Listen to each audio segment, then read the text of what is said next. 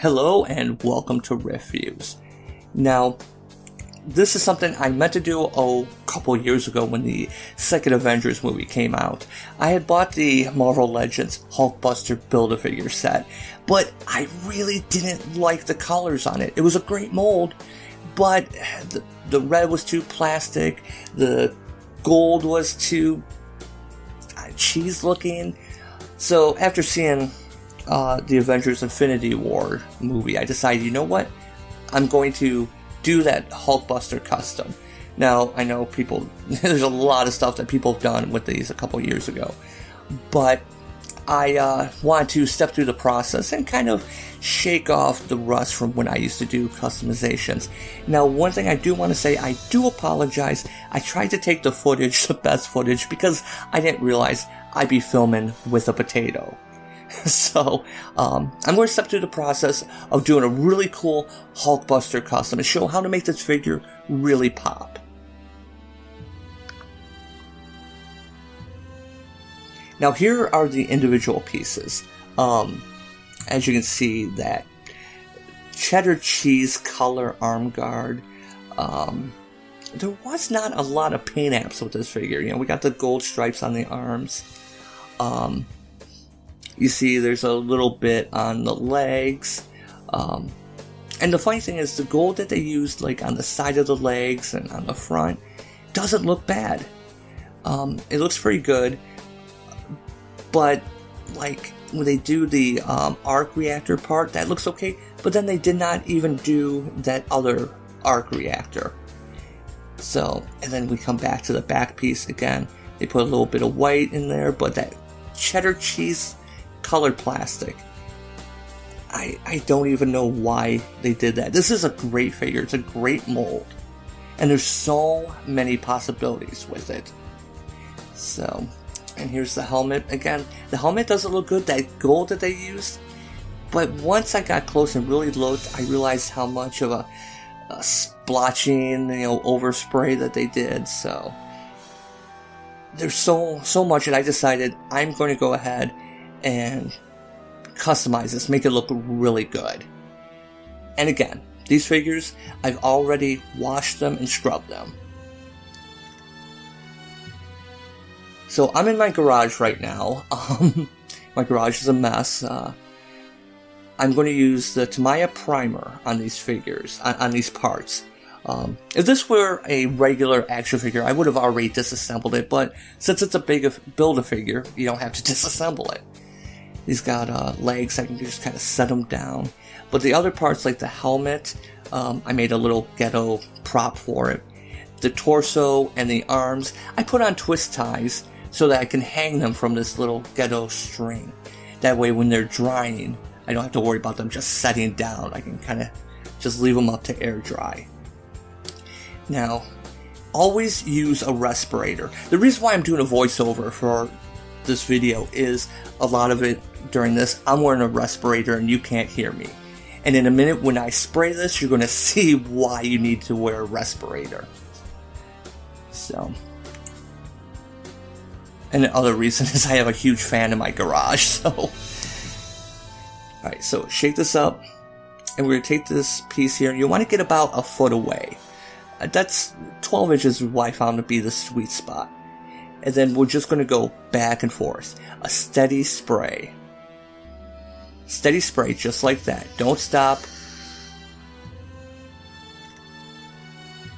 Now, if you look here, you can see all the fumes actually were picked up on my camera. You do not want to breathe this stuff in. Especially like I'm in a garage with a big industrial fan that blows out fumes because the people who rented it before like made meth or something. But as you can see here, it's a good mold. You just want to kind of get a good coverage. So I'm going to speed up this part. I'll be speeding up a lot of the video here. You don't need to see some of this in real time. But again, about a foot away, don't stop, and just get ample coverage. I shouldn't even say ample coverage, just make sure it's covered. You don't want to, like with even spray painting, you don't want to just glop it on. You just want light coverage. Don't stop, steady movements, foot away. Pretty much the mantra. So here I've done all the parts now. I gave it about a day to dry, about a good full 24 hours. And as you can see, I've also taped up some of the parts already. Because we're going to be doing the red base. So here we got the legs, we got the arms and the lower torso. Again, these parts I left up to air dry since they couldn't really sit down on the ground, on the floor there without, peeling off. I'll show that in a second. The feet, after I primed them, you see it came off a little bit, but that's okay because it's the feet. We're going to paint over that anyway. But once it dries, you can see how good the mold looks. It's a great mold, and it's such a shame that they didn't paint it properly. So, and again, here the back and the helmet, I've already taped it off because I'm going to paint those separately with a gold spray paint. And I've already taped off the arms, the arm guards, whatever you want to call it. So that's all. That's just a regular masking tape. I always hate doing that. So, but what I used was a Tamiya color, the PS15. It's a metallic red, and it doesn't show up in these videos. But you know how like car paint jobs have the little, like, when you look at them, they almost have like little glints of metal or whatever in them. It's a great paint. And what I'm going to do is I'm going to use that as the base color because it really gives it a good metallic. And so, again, it's going to be the same rules as with the primer. Foot away, just easy coats, don't stop, just light coat. You don't want it to glop, you don't want it to get all goopy. Again, the chest parts have those little peg legs, so I just set them down. And again, like the primer, you can see all the fumes coming up. So I am wearing a respirator for this. And we just kind of use the little armpit piece here to kind of... See, just very simple. And this is going to be the base that we're going to be working from. So, see those leg things? I don't have to worry about it drying against the cardboard.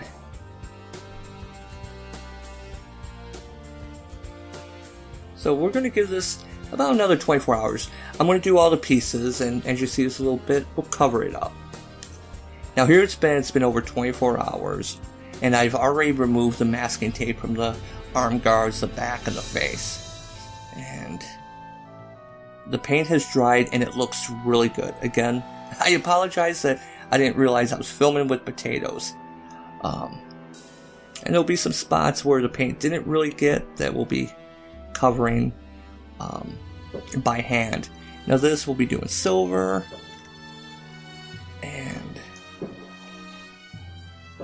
it's hard to tell on this, but I have taken off the masking tape from the back just because the light of my camera really of my phone really sets it off. And it looks like I got a little bit of red splotch that didn't get covered, got through the masking. But that's okay because we're going to paint over that with gold, and then around it we are going to do a black wash to fill in the grooves right along here. And it fell. And go ahead. And again, I have these guys hanging so they'll air dry. And again, my camera doesn't really quite get the effect. But look at that. Even just the prime, the details in the mold look really good. Now I have gone through, and I didn't have to show you, it's the same technique. I masked off the other parts and did a spray paint of the gold of the back, the face plate, and it looks really good. I used the Tamiya, I think it's called the Gold Leaf Gold Spray. It's not cheap, but it comes out looking really good. And then we'll do the wash around here to get those covered parts, the parts that weren't covered by paint. Now there is a little bit of like splotch here. You might be able to see where the you can see that glisten too here that I was talking about in the red paint. But we'll cover that. There'll be a little bit of fix up where the spray kind of went over. So now here I'm using the flat aluminum. We're going to start working on the hand paints. And I'm going to mix up this, the paint, and we're going to start doing basically the fill-in. I hated this part here on the figure that it was never colored in, the kind of hip pieces. So that's the first thing I'm going to do. I'm not going to go over covering all the pieces, all the detail work. But here's where we get into the detail work. If you notice, I did leave up those little twist tie things because I'm letting it air dry. So, matter of just kind of getting in there. Use a big brush for the wide areas. Of course, use a small brush for the smaller detail.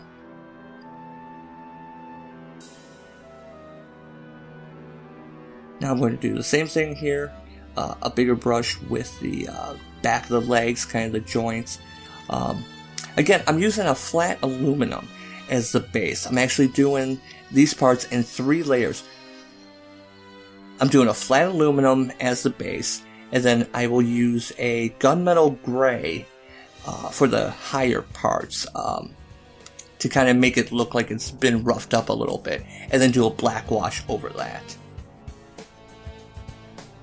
So again, just kind of have to get in there, get the pieces, and this is the part that takes a while. I did a little bit at a time, you know, a couple nights a week, and then let it dry. I'll clean the brush here. And then now we're going to go in and start doing the more detailed work, the harder to reach spots. Use the wide brush. Now you may notice I'm taking the paint, wiping it off, you know, getting all the excess paint. You don't want too much paint on your brush. That's what takes practice. Now here we're going to use the gold leaf, and again, it's the exact same thing. Wipe off a little bit of excess gold, and again, I'm using some kind of time lapse thing. Now if you look, it looks like I'm not moving too much. This is actually really time lapse. I'm taking my time with these small pieces. You notice I'm using a smaller brush to get the smaller areas.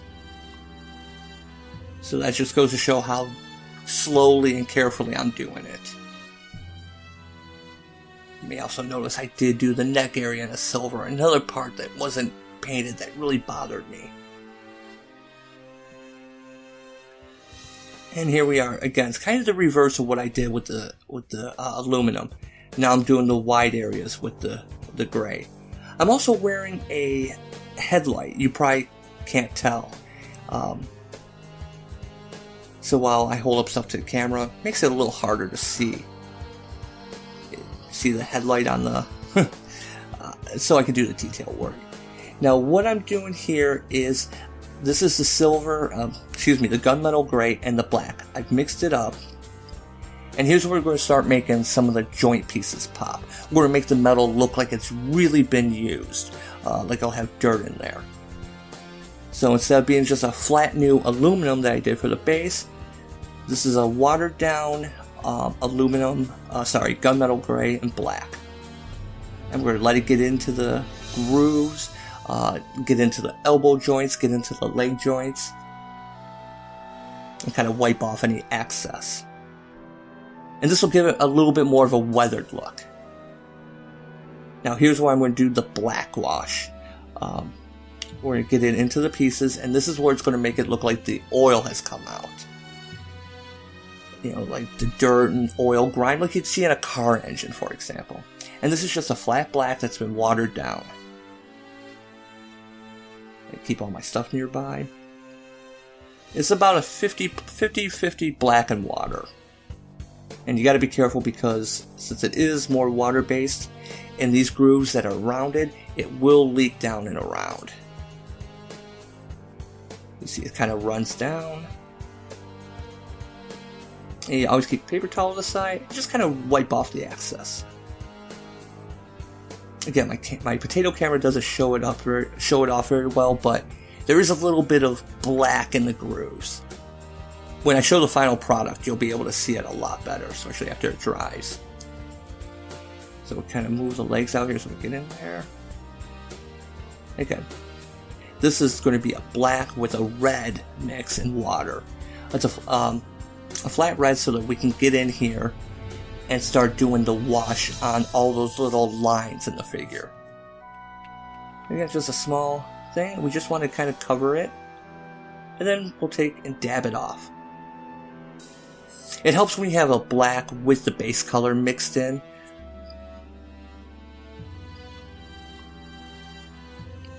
Now, as you can see, the silver, again, it probably doesn't show up very well, but we're going to do a mud effect. So we'll just kind of loosen this up here. Now, this is going to be a slightly different paint. This is actually going to be more of a dry brushing type of technique.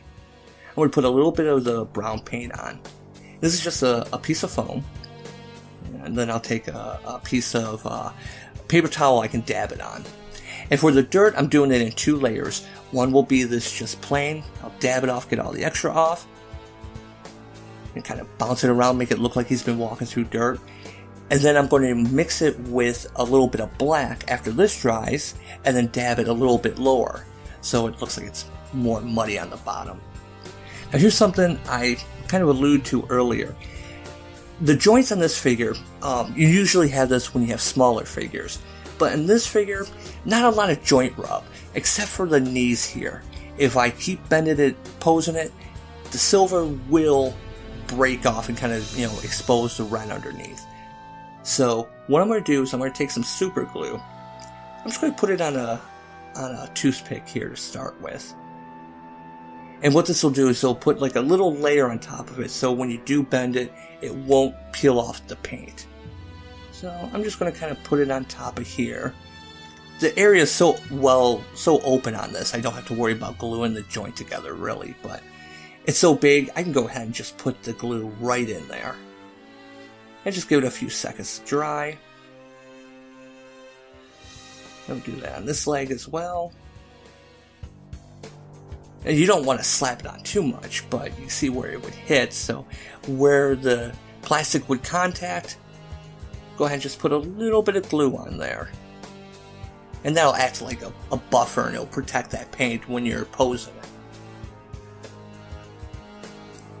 Now we're going to start doing the battle chipping, where the paint rub off. We're going to use a chrome paint, use a little brush here. Again, this is going to be a thing that won't show up very well on my potato camera, but you'll see it in the pictures at the end.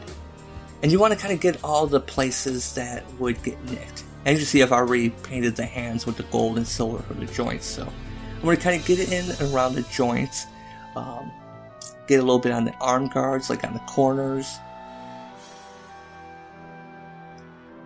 Basically any place like paint would rub and chip off. Get a little bit on the arm guards again, which doesn't show up in the camera as well, but looks really good with the silver on the gold. And get a little bit on the shoulder pieces. And basically you want to do this like for something that's been in battle. Anything that's sticking out, hard corners. You don't want to go too crazy. Now we're going to start doing the battle damage. This is an X-Acto knife with a candle. And what I'm going to do is I'm just going to take this plastic piece off.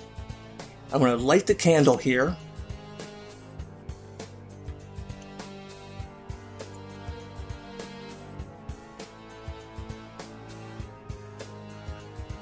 I'm going to take the blade and stick it right in there, just kind of hold it in there.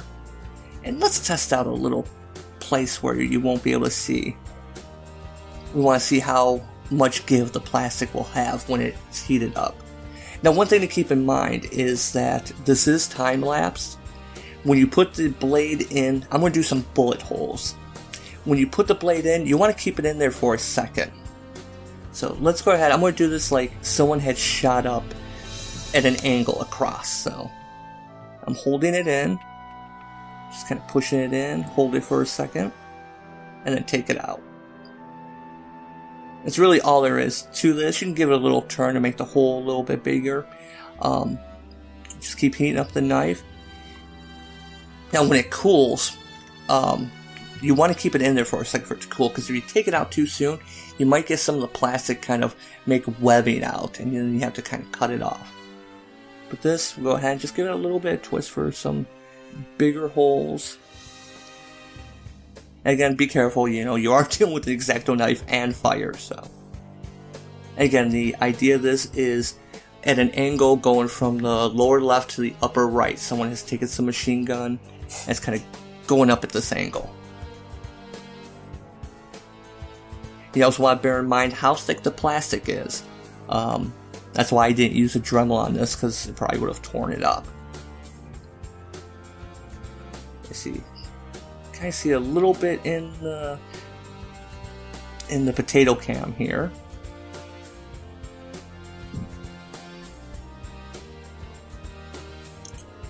Try and get a good shot there. You see where it's starting to go up. Now we will take a little bit of silver and dab it over those holes later, kind of like how on the leg here I've already put a little bit of silver so you can see. I'm going to heat it up and just kind of drag the line across that. Now normally I would paint the silver afterwards, but this I did so you can kind of see what would be done. And this, let's just put a little bit of slashing marks like Hulkbuster fought Wolverine. So we'll do like 3 little, more or less parallel lines here. And you can kind of see them there. You'll put a little bit of silver paint over those to show like it's been, the paint's been flecked off.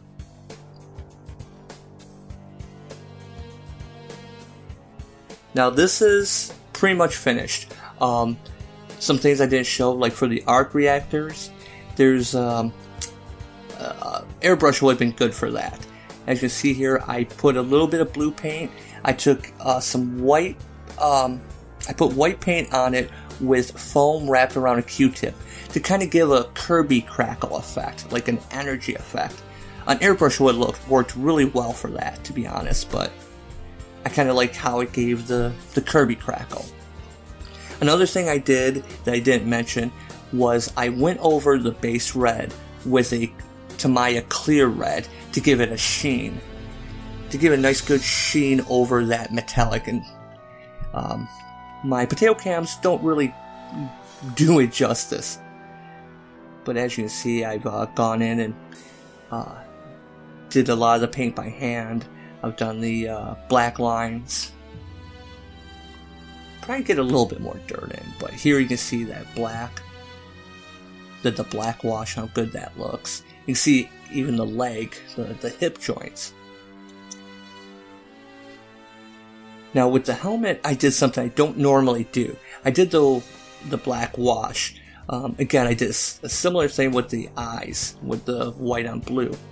But I used a Gundam marker for the 2 little lines on the faceplate, and I don't like using those. I don't find them to be very, very good. And my opinion really hasn't changed on that. I see a little bit more of the arms here. You see where I got in some of the other paint details. And you can see some of the paint rub. And again, that chipping paint rub. When I say paint rub, I mean on purpose. And here's the 2 layer of the muds I was talking about.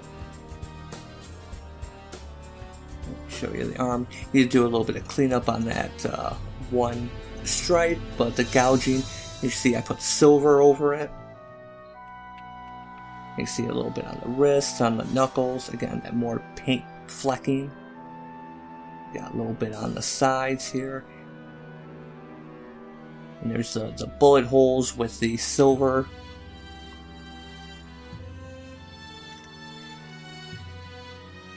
Now over here I do want to show I have a whole other Hulkbuster that I'm actually going to make another project with. It'll be something different. But I wanted to use this to compare the difference between what we've done and how it looked out of the box. Like you see the elbows there, they completely did that different. I didn't like the way they molded that. I went ahead and gave it more the piston looking. But you see how that red versus the metallic with the clear red over it looks so much better. It doesn't look like such a toy.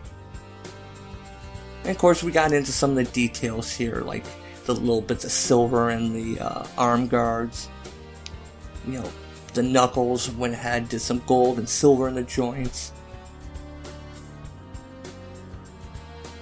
And let's compare the lower torso.